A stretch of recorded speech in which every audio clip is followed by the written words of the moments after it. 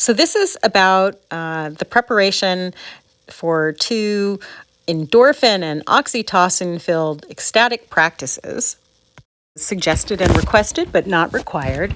There are 2 wonderful practices that I've created that I usually do before, one of them before and one of them after, or at the beginning and the end of gatherings.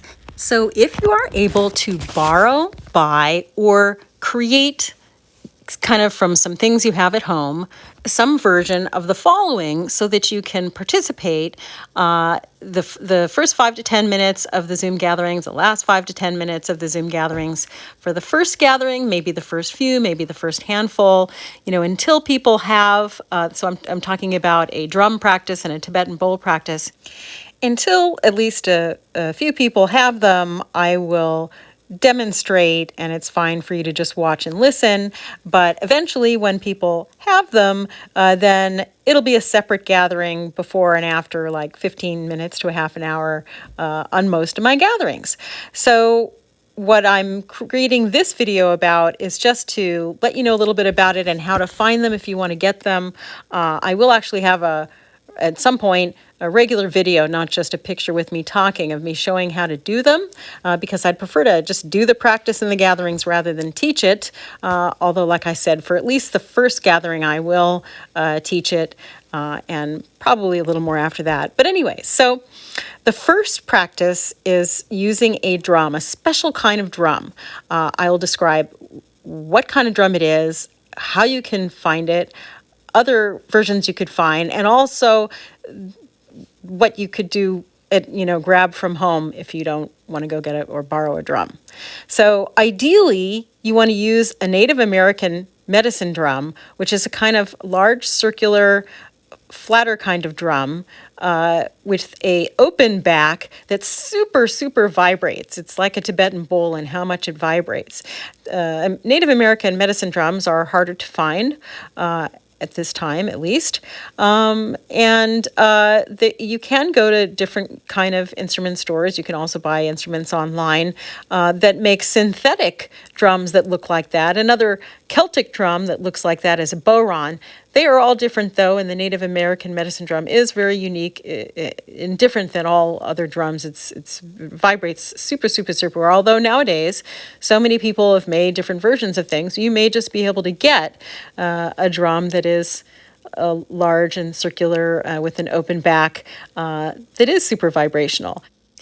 So Native American drums are traditionally made with animal hides, so you can look into getting a synthetic drum instead. But here's some information about how the different hides create different drums.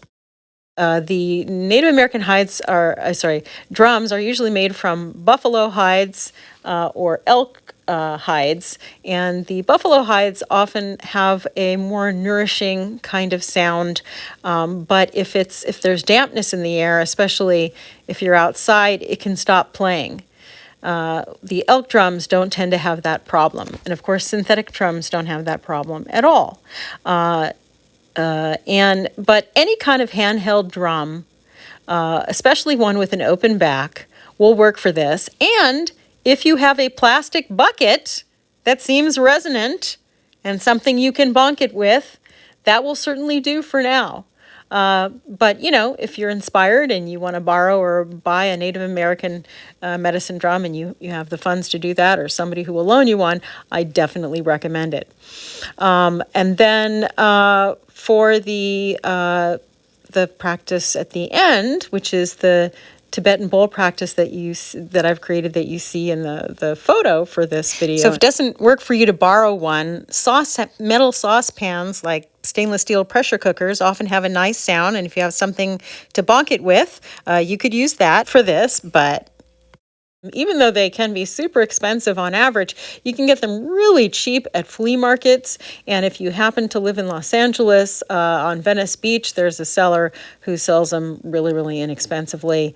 For picking both your Tibetan bowl or your drum, but let's start with the Tibetan bowl since I'm there right now, put it in your hand and very gently tap it it with the mallet that has a little kind of cushion at the end that's used for it.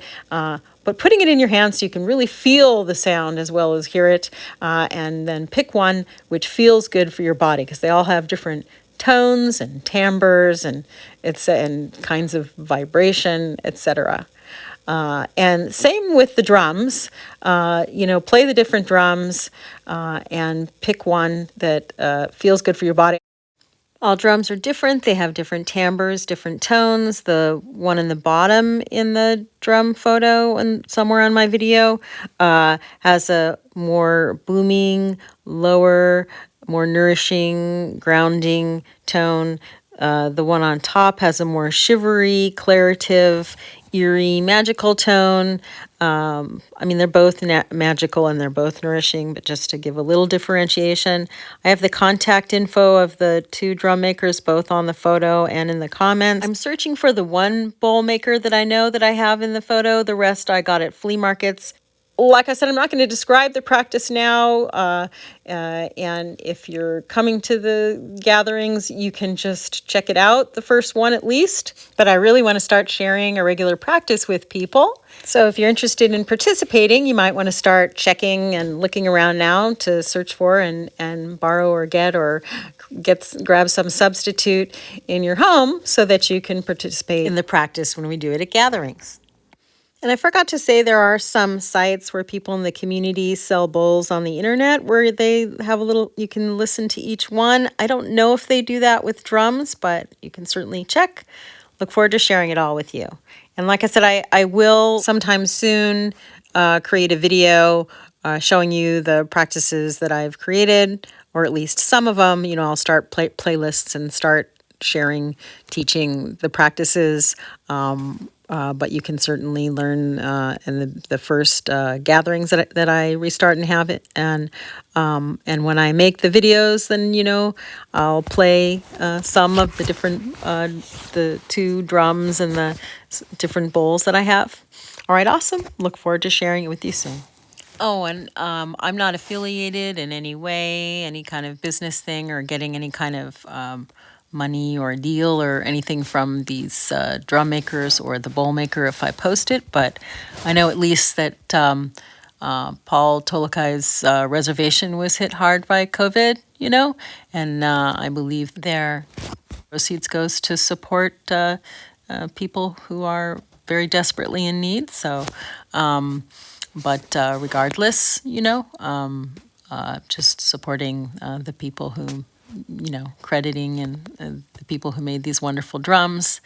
And hopefully I can find the contact info of the one bowl maker that I know and provide that too. Oh, and one more piece of info. You can also contact the Native American medicine person in your local tribe.